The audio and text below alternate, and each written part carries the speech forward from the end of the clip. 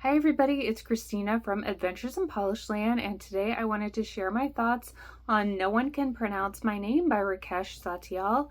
I read this book for the American Lit Reading Challenge for a book set in Ohio, and I wanted to discuss it with you today. So I first heard about this book from Steve Donahue. He spoke about it on his channel around the time that it came out, and it sounded really interesting, so I've had it on my want to read list at the library for multiple years, and I finally got around to reading it for this challenge.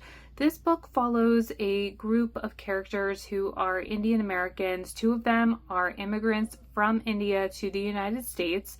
One of them is Harit. He is a 40-year-old man thereabouts. He is single, he lives with his mother, and he also works full-time in a men's department store.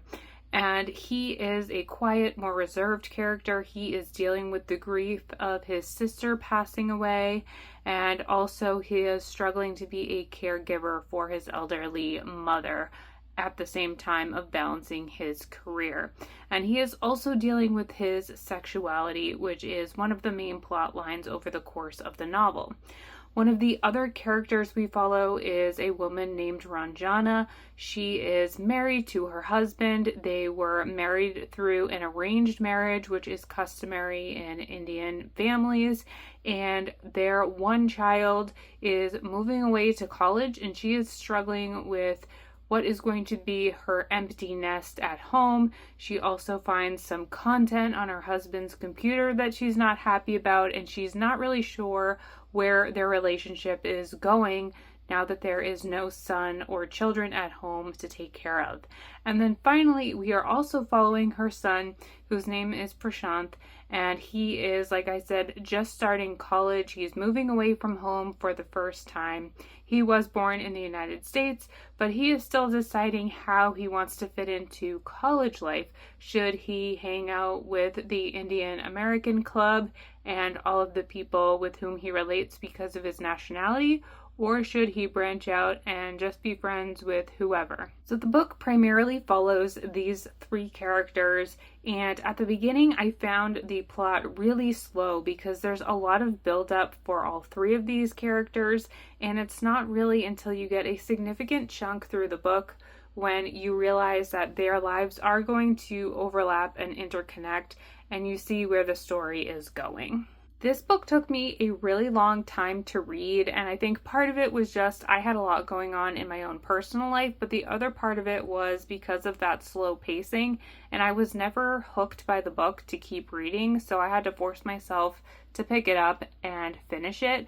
That being said, in the end, I gave it a 3-star rating because I like what the book is doing, even if I didn't really find myself entertained overall by the storyline. And I think for me, the big theme of this book is as follows. I wrote it down in my notes here so that I could get my thoughts out a little bit more eloquently. And I find the theme of this book is being unafraid to be your true self, even if that requires stepping away from the culture and traditions with which you were brought up.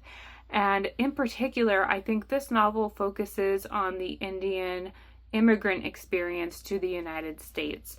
And for me, that is exploring how the conservative culture that you come from might be inhibiting your happiness.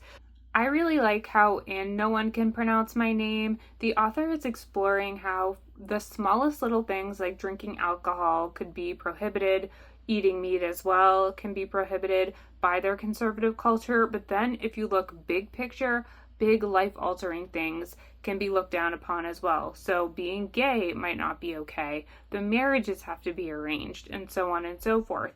And all of these conservative traditions can be really affecting for the individual because you're being told how to live your life according to their ideals. And of course, we're all told that generally, but I think they have so many more constrictions on them than I would have just by the nature of their nationality. And so you see how somebody who is struggling with their sexuality, but they grew up in a conservative culture that didn't allow you to be gay, can really affect every aspect of your life, make you unhappy, and make it very challenging to be yourself. And looking at Ranjana, she is in a marriage that she did not get to choose, and she's going to be with this man for the rest of her life. Or is she? Do they believe in divorce? Is she going to get divorced?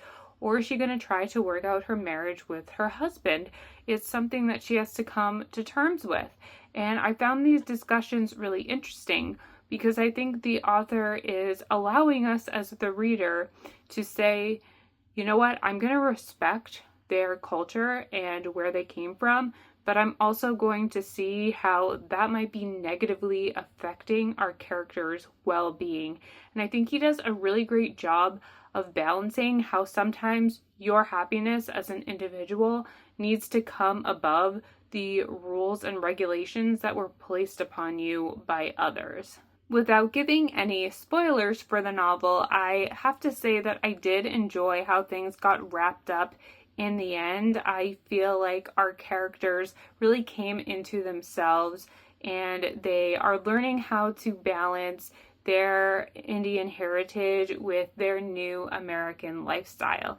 And that goes into this book being set in Ohio. Our author is actually from Ohio. He was born there, and so he has a connection to the state. And so while Ohio specifically, I don't think plays a role in the story, I think it goes to show how a lot of people immigrate to the United States and they might not be living in a major city. They may be living more in a Midwestern town or a smaller city like Cleveland, where this book is set. And so the community they find in Middle America might be totally different than if they were in Los Angeles or New York or Boston. So would I recommend this novel? I think maybe if you are somebody who feels like they are constricted upon because of their culture, this might help you feel a little bit better if you need to step outside of what you were taught in order to live your best life. I think this book also helps to illustrate that you can come of age at really any age, even if you're in your 40s or beyond. It's never too late to be yourself, and I think that's a great message for all of us. And I think we can learn who we are at any stage of our lives, even if we are constantly reinventing ourselves. And I think that's true for our characters in this novel, and probably true for any of us who feel like we may not belong. While I ended up giving this a 3-star rating, I am really happy that I finally got to this book. It has been on my want to read list for years now, and I'm glad I completed it. I would be interested in seeing what else our author has to offer, because even though this storyline wasn't the most enticing for me, I do like the way he told it. If you have any recommendations for other books set in the state of Ohio, please let me know in the comments because I would love to hear. I will also leave my playlist for the American Lit Reading Challenge in the comments below. That way you can keep up with all of the reviews that I am posting as part of this project.